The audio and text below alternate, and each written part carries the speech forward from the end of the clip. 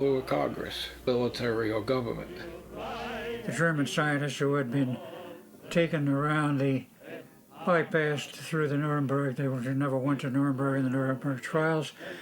They were bypassed into the U.S. straight to the Brookhaven National Laboratories and worked there for 20 years until they were kicked out by Congress. And then they looked for a new home and they found it at Montauk. At that point, that's when it became literally a black secret project, because the idea of mind control at that time was not popular with Congress.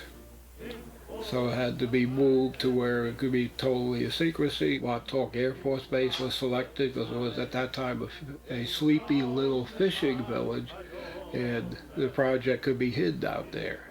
They wanted a large number of programmed boys to be used for mind control operations. The Montauk Boys program, basically, what they were doing, they would pick up boys, young men, off the street and take them to this facility. And it started by picking them up off the streets around Long Island, then New York. Lost kids, left home, living off the streets, do anything for a living to make a few bucks.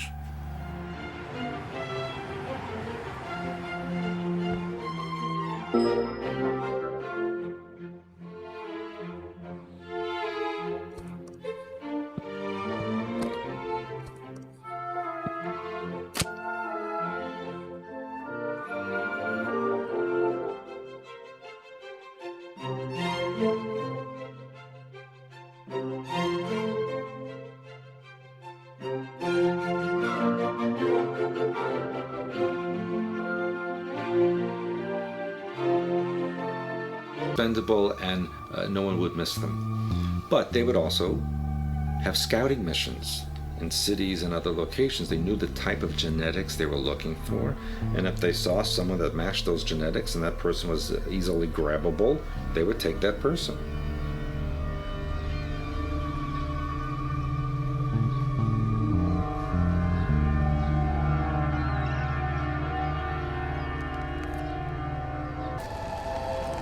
In a cement room, and they would hit you with a wooden pole, or they would take some kind of metal rod and hit you with it. There were a number of different people that would administer the tortures, experiments, programming, etc. They were not always the same person, so that I would not develop any kind of relationship with them, and they would not feel a relationship with me. I wouldn't call them handlers particularly. I think some of them were just kind of automatons. They were sometimes soldiers. They looked like soldiers. Sometimes they looked like ordinary people off the street. I never knew what to expect, and they were always different. They're always male, never female that would do these kinds of things. The beatings were the most horrible. And the fact that they were doing it without the approval of the kids. You know, it was literally kidnapping. One thing they loved to do was drown you, hold you underwater to the point where you were about to give up. They wanted to split the mind. They wanted to shatter the mind. And then they would program each individual piece for something else. But what was the intention on the beatings and the drownings? That must have... That was to shatter the mind even further. So they can manipulate it. Yes, they can manipulate it.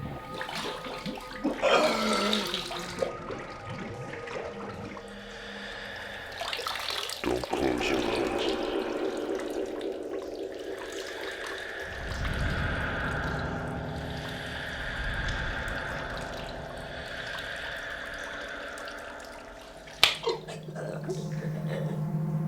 Part of the breaking the psyche of the person, to install programming, to fracture the mind pattern, is to make you uncomfortable. Because when you're, first you're cold, then you're hot, then you're cold, and the mind doesn't know what to expect, and after a while it fractures. They'd leave a few pieces to be their normal awake mind, and then they would program the buried pieces. and then it was my responsibility to put them all back together again. So the programming is safe behind the trauma block. Now, if you're going to remove the programming, you got to remove that trauma block. And the idea there was, you going to go in your own horror world? No, of course not. Okay, when you take a personality and you fragment it into pieces, they take one of the pieces and then they develop it into a sub-personality or a related personality, which is a little different than the core personality. And then they provide a code that triggers that personality to come forward and take control of the body. They were programmers, not handlers or controllers, but programmers who would only come into the room after I had been sedated, drugged, beaten. I was pretty much immobile, just laying there on the table fastened down, and then the programmers would come in. Then they would put the lights over the table, then they would fasten things to different parts of my body, particularly my head area. There were so many different types of rituals that involved astral entities, but one of them was to create the child as a vessel so that the entity could enter the body of the child and animate it, and then those participating in the ritual would achieve the energy of that entity that was occupying the body. There would be a chemical type of smell. They would put things in my arms, in my legs, in my genitals, in my head, and then I would hear input voices over and over and over again, and then there'd be like this swirl. I would see this swirling vortex over my visual perception,